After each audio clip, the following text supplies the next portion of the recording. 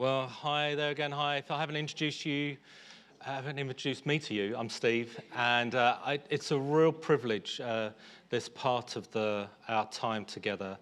When we adopted and merged with Westside Church back in Easter, one of the privileges was to see a community who are in London for the long haul. This community has been going for over 120 years as a Christian mission.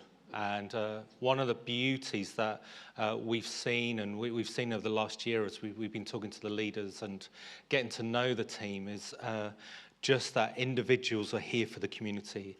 And I wanted to introduce you to Val and Rosie, who we're not going to have a traditional Orthodox preach as such, but a couple of months ago, they shared their story of responding to knife crime together.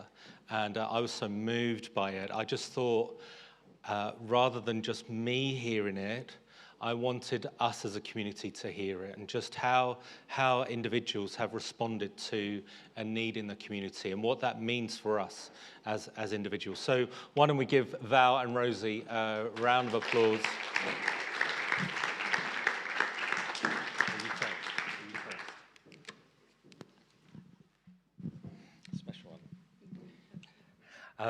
This is Val. If you're at Westside, these two wonderful people will be very, very familiar. At Battersea, this is Val and Rosie, and they're just going to share over the next few minutes the story and what they've been doing for families in the borough of Wandsworth and beyond. Why don't we pray for them? So just do me a favour, just stretch out your hand as a sign of blessing and a sign of life and liberty. And let's just pray for them. So Jesus, we thank you for Val. We thank you for Rosie. We thank you for this beautiful, beautiful ministry. Give them all that they need to give back to us. Now for the rest of you, put your hands on your ears, just for now. May you hear what the Spirit of God is saying. Put your hands on your ears at Westside and Battersea. May you hear what the Spirit of God is saying to you. Just may the Spirit of God provoke, prod, encourage, remind you of all that he's doing in the life of our community. In Jesus' name, amen. Morning. Good morning, everybody here. Good morning, everybody at the Battersea site and at the Westside site. I feel like I need to say after that introduction that although Westside has been around for 120 years, Val and I haven't. But we have been there a little while. And it's a real privilege to be able to talk to you all today about one of our passions, especially after the talk we heard last week on 1 Peter from Karen. So if you missed it, go online and listen. She was amazing. And she was talking about radical submission first to Christ, and then in working out what that means in today's world. And she mentioned something about bringing lament and complaint to God while being expectant of God's intervention, as the psalmist did. And about working out when to protest injustice alongside the slow, hard work of loving our neighbour. And it felt like she was describing what happens within RTK, responding together to knife crime. We experience the pain of others, we notice discrimination, we look for how our responses can bring comfort and justice and creativity and truth into what can feel like impossible situations. So I'm going to briefly describe what RTK is before Val brings some stories that reveal the heart of it. So RTK began just under 3 years ago because when a young man was killed with a knife about 10 metres away from the steps of the Westside site that was 2017, I began to pray about whether God was asking for any response from me. And as you'll hear a little bit in just a few moments, Val had already been responding for many years. And About a couple of years later, Val and I attended a knife crime forum in Battersea. It was at Providence House, for those in Battersea who know it well. And we were inspired then, I was inspired by the idea that change comes through communities coming together. And so Val and I got our heads together and began RTK. So you'll have seen on screen there, RTK is a community. And it's for anyone of any faith or any outlook. The only common thread is that we share a concern about the impact of knife crime and serious youth violence on our neighbourhoods and our society, and particularly on young people. So via monthly Thursday meetings, we gather to remember and celebrate the lives of young people who've been killed, to comfort and to listen and to support those who are most affected, and to highlight and support initiatives that are going on around us and further afield to reduce this serious youth violence. And I'm going to hand over to Val, who's going to share her story and some other stories with you. Thank you, Rosie. Thank you, Steve, as well, for that prayer. Absolutely needed that. And this fits in, I think, perfectly because, as Rosie said, this term, while we've been looking at 1 Peter, while we see the suffering is the dominant theme, hope is the prominent emphasis. And so already, if you didn't hear, I am Val, and I am from the West Side branch, and I will share briefly about my connection and journey as part of West Side and also RTK. But as well as attending West Side and being part of RTK. During the day, I am an early years teacher, that's my job. And sadly, for the last few years, I've been looking at my pupils entering into education for the first time starting school. And my silent prayer, my hope for these children isn't that they just receive good grades. It isn't just for them to achieve their full potential. My hope is that they live. They live to become adults. And I'll tell you why. Over the past 15 and a half, 16 years, I've been to many boys' funerals. In this slide, you'll see these boys have all lost their lives to knife and gun crime. Most of them are teenagers who didn't get to complete secondary school. As I was putting these pictures together at the beginning of this week, for the first time I actually counted, and it's 15 individuals. That's on average a funeral a year for the last 15 and a half to 16 years. In this next slide, these are some of those boys' parents and sisters. They are my friends.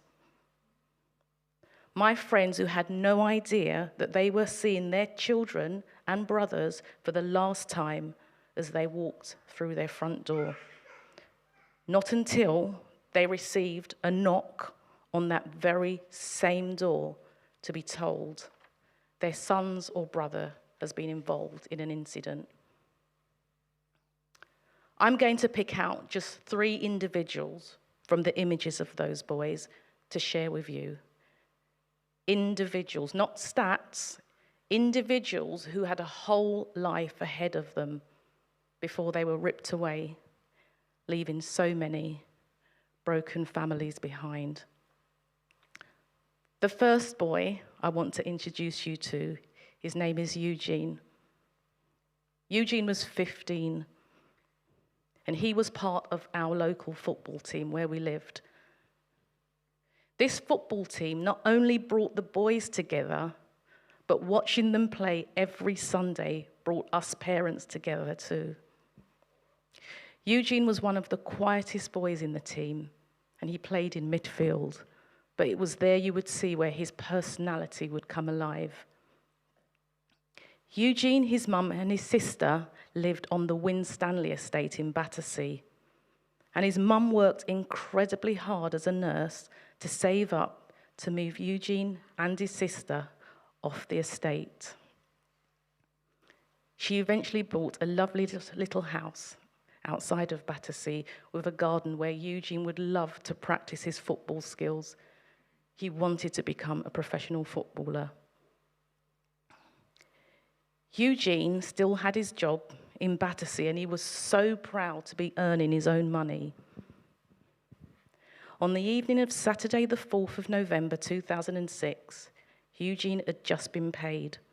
So after work, he went to the barbers, the same barbers he had been going to all his life, to get a haircut.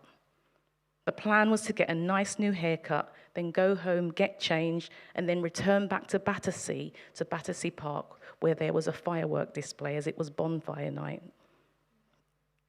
So leaving Battersea with a couple of his friends, the community that he had grown up with, the life that he had known in SW11 and his friends, had no idea leaving that area and going into another postcode, they would meet up on a group of boys.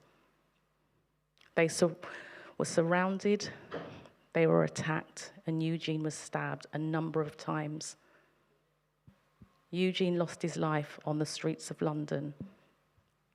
Eugene's was the first funeral of a teenager who had been murdered that I had attended, and I will never ever forget his mum telling me how she identified his body within seconds of them unzipping the body bag by recognizing his fresh haircut. That day, we lost the midfielder in our football team, but his mum lost the midfielder of her entire life. As a unit, we struggled even more so as parents with Eugene's death. We had to navigate our way through this, and we had to support our 15-year-old sons, who some would crawl into our beds in the middle of the night after another nightmare. And that was the same year that they were preparing to sit their GCSEs. Us parents in the football team also had to support Eugene's mum and his sister. And we had to support each other too. It wasn't a time where we had mobile phones and we could set up a WhatsApp group. It was physical, tiring visits and one-to-one telephone calls. That whole year leading up to the court case was extremely heavy, and it was after this that I started to attend Westside Church. The next boy I want to introduce you to is Jermaine. Jermaine was also 15, and he was nothing like Eugene. He was loud, he was cheeky, but he was sweet with it, and he was a joker. He was always playing pranks on his older sister. And I'm sure they wouldn't mind me letting you know he was very spoiled as well. His dad had longed for a son, and so when Jermaine came along, he was incredibly proud. His dad had worked really hard to build a family business, and Jermaine was going to work with his dad. He was going to inherit this business. It was already agreed that as soon as he turned 16, he would leave school and come on board. On the afternoon of the 8th of August in 2017, during the summer holidays, Jermaine and his friend wanted to go to the cinema. They wanted to see Spider-Man, the movie. Jermaine went downstairs to his dad's office to ask him for some money. His dad had taken the family away that previous weekend, so when Jermaine asked, "Can I have some money for the cinema, Dad?" his dad, barely looking up from his computer screen, reminded Jermaine that he'd already had his pocket money that week. So Jermaine did what he usually does. When his dad says no, he turns to his big sister. And his sister did as she normally does. She gave him some money and said he would have to pay her back. He would always agree, but never did. So Jermaine went that afternoon, he and his friend, to the cinema to watch Spider-Man. On the way home, looking through the bus window, they saw some of their school friends. So Jermaine and his friend got off one bus stop early. Unbeknown to them, there had been an altercation at that very spot a few hours before. And while Jermaine was talking to his friends, a group of older teenagers pulled up in a car. Jermaine's friends ran off. Jermaine was surrounded. He was attacked and stabbed several times. Jermaine died where he fell. A short while later, there was banging on Jermaine's front door. His sister thought it was Jermaine playing another prank, only to be confronted by the friend he had attended the cinema with and a police officer, telling her her brother had been involved in an incident. By the time Jermaine's dad and sister had got to the scene, it was too late. A few weeks after his death, Jermaine's national insurance card arrived in the post. It was what he needed to begin working with his dad in the family business. His dad, after opening the envelope, took it and laid it on his son's grave. And the third person I'd like to introduce you to is Matthias. Matthias lived on Bedford Hill in Balham, just a stone's throw from where we are here. Matthias was really popular in Balham. He was always known for singing as he walked along the local streets. He didn't care. He had a lovely singing voice and he enjoyed showing it off. And he would always draw smiles from strangers and passers-by. The last time I saw Matthias, he was with his mum. They were at a funeral. He had been diagnosed with ADHD, and his mum asked me if I was still teaching. She and I were having a conversation, and she shared her concerns for black and brown boys with special needs and the limited opportunities there are for them. The next time I saw Matthias's mum was last June, a few days after she had received a call to say there had been an incident involving her son. His mum told me how she raced to the scene and had to be held back by police officers as she watched the life fade from her youngest child. All three of those boys' families are now supported by RTK. And I personally am so grateful for the birth of RTK because for a good while, I was supporting lots of those families alone, and the burden was incredibly heavy. And if I didn't have the altar at Westside Church where I could go and empty this burden of weight and then be refueled with prayer to go again from my church family, I don't know where I would be. There were questions I did not have the answers to. After Jermaine's death, Jermaine's dad showed me a school photograph of Jermaine with 29 other classmates, and he asked, out of all those children, why him? In 1 Peter 3:15, where it says, always be ready to give an answer, I didn't have one. When all those other families asked me why their child, I didn't know what to say. In this next slide is one of my favorite quotes. It's by the late Archbishop Desmond Tutu, and I have it here on the back of my t-shirt. I like it because it speaks to me and it prompts me. There comes a point where we need to stop just pulling people out the river. We need to go upstream and find out why they are falling in. I couldn't just continue to be a teacher in the daytime and every so often take a day off to attend one of these boys' funerals, watch them be pulled out the river, be buried, hear their parents screaming, and then go back to my day job. I was challenged to go upstream and find out why they were falling in. And this is one of the great things that RTK are doing. We are going upstream. We are going into pupil referral units and speaking to excluded pupils. We are trying to learn why they are falling in. And the pupils that we speak to, they don't just feel excluded from mainstream school, but a large portion of them feel excluded from life. RTK are giving these young people a safe space to have their voices heard. And what we are hearing is how they live and how they fear they may die, and the choices they are making to survive.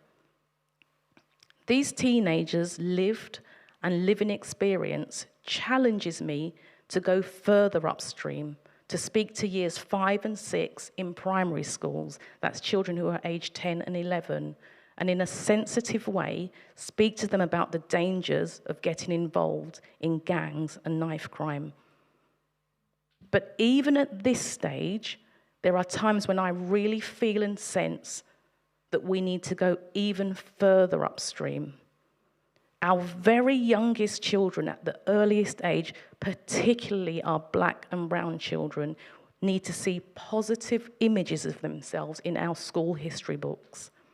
We need a wider representation of positive stories that include this underrepresented group.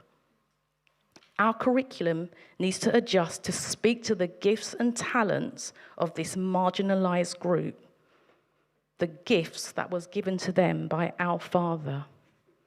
And I believe that when they recognize that they can do good with these gifts, those generational negative expectations, the self-hate, the shame that they carry will stop. And I believe so then will knife crime. But I believe education at its earliest stages needs to be affected. But despite this truth, I see no one in authority wanting to discuss this issue, let alone tackle it. Westside will know this. On the final day of 2021, I woke up and I learned that there had been a further 2 stabbings and deaths of teenagers overnight. That brought the total to 30 teenagers for 2021, the highest number of teenage deaths ever on record to die on our London streets to date.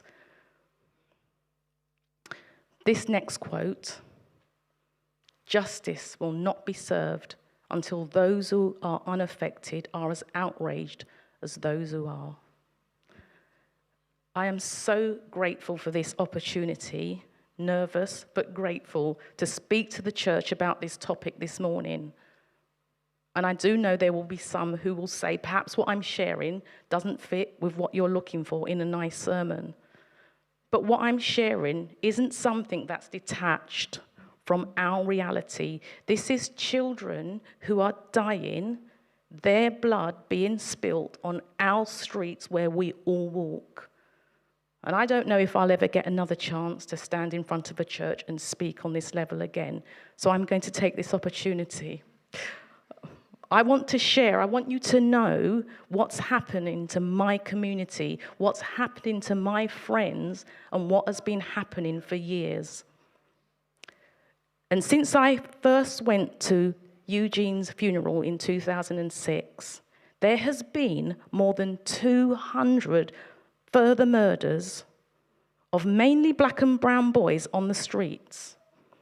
And I make no apology when I say this, but I believe if there were as many white boys as there were boys of colour being murdered by other teenagers on the streets of London, there would be national outrage.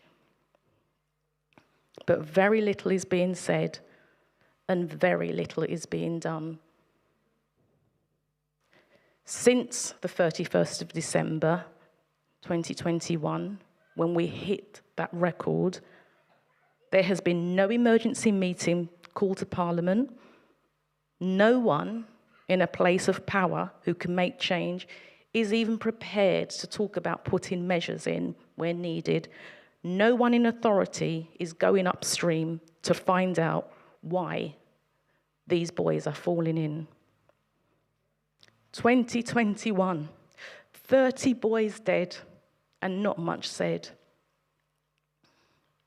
I love what, Julia, you shared at the beginning when you said there is a gap in our lives that humans cannot fill. Because I believe if Jesus were here today, I really believe he'd be out there on the streets. He would be going upstream. He would be reaching out to this marginalized group of vulnerable youth. But Jesus isn't here. We, the church, are his voice. We are his hands and we are his feet. And through us, those hurting family and those children who deserve to grow up and become an adult will see his hope. I am at the end of my talk now, sorry, and I've held it together. But I've just got 3 prayer requests, if I can just leave that with you now, just 3 in particular. So the first one is to pray for those families who are deeply affected still by serious youth violence of gun and knife crime. And years later, that ripple doesn't stop. Jermaine died over 5 years ago, and I spoke to his dad on Father's Day 2 weeks ago, and I asked him how he was feeling. And he was carrying so much guilt. He was saying the years are moving on, he's moving on, and he's forgetting the memories he had of his son. He's forgetting what his voice sounded like, and he was eaten with guilt by that. This is what these parents carry. They carry grief and they carry trauma. Some of those parents I showed you in those images are still to this day paying off debts for loans they have taken out to bury their children. None of those boys had life insurance or a funeral plan, and funerals need to be paid for. Please also pray for some of those families who are finding their way forward by turning their pain into hope. They want to use the loss of their son to help future generations. Many have formed some fantastic organizations and charities in their son's name. And it is inspiring us, it's inspiring RTK and so many other organizations. Please pray that they continue to receive the funding that they need to inspire our youth and save lives. Please pray for early intervention as well for our young people, not just at an early age, but at an early stage, wherever they are. Please pray for schools to find a way of keeping vulnerable pupils in school, the vulnerable pupils who are at real risks. Because for them, falling into the system is like falling into the river. Please pray for teachable moments for us and for the young people. Pray for professionals and adults to have the patience not to give up on young people. A child will always sense when an adult believes in them or when an adult is about to give up on them. And both those things makes all the difference. And lastly, please pray in particular for young people who are caught up in this generational cycle of brokenness, and they regurgitate the wrong that they see, and they believe this is their only way. In 1 Peter 1:14, it says, "As obedient children, do not be conformed to the desires of your former ignorance." This is the hardest time to be a teacher. I've been in teaching for 23 years. This is the hardest time, constantly pleading with children who find themselves so tempted in this time of financial crisis, where pocket money is no longer a thing for many, to keep doing the right thing. This is my truth. We have a leader of this country who makes promises that he breaks, rules he's breaking, laws he and his team are breaking, refusing to own it, and our children are seeing this played out on their TV screen and on the front of free newspapers everywhere. This is their example. We have to pray for this struggle because it is real. And I believe prayer, our prayers, and his hope is the only way we will see change, and we will not hear stories like you've heard this morning. Thank you so much, Steve.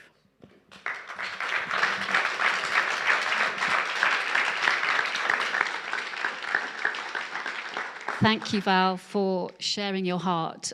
She shared with me that quote earlier in the week: justice will not be served until those who are unaffected are as outraged as those who are. And I heard it and thought, that describes what happened to me kind of a few years ago. I'd become outraged, horrified that parts of my own community, children, living with fear and risk every day.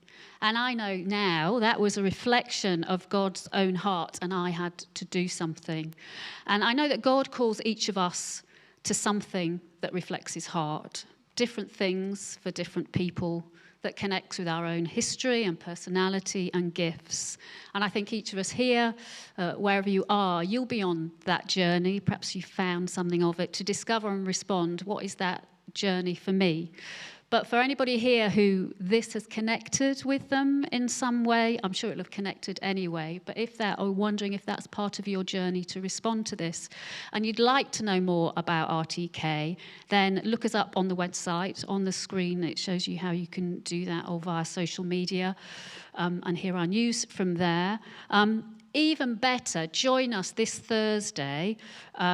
We have a meeting at 7:30. It's on Zoom, or it's at the Westside site. And we're going to be talking about, it's going to be a really good week at this time. We're talking about the project we took into the local pupil referral unit recently. And it features a very talented spoken word artist who came in and spoke to the kids. So you hear a little bit of his work and his story, because he now works to connect with young people to prevent them following the path into knife crime that he experienced in his early years. So you'd be really welcome to join us there. So V61 Balham, Westside, Battersea, thank you so much for listening, hearing Val's heart, and listening this morning. Each site is now going to pray as a response, so I'll hand back to each site leader to invite each site into prayer.